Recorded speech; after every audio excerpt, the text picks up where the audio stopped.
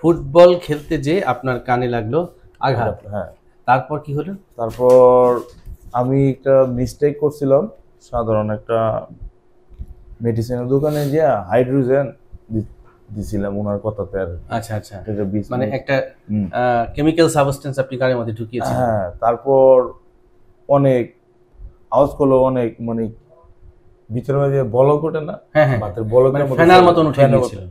তারপর আচ্ছা, থেকে পানি জড়তে আছে যত বন্ধ হয় না।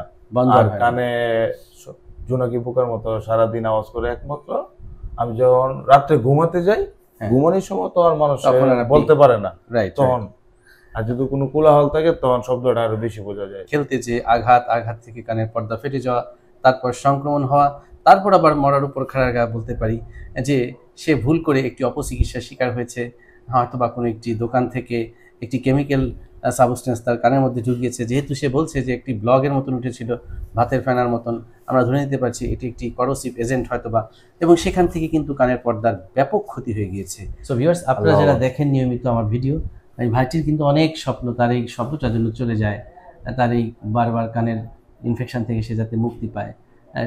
আপনারা প্রাণ ভরে দোয়া করবেন।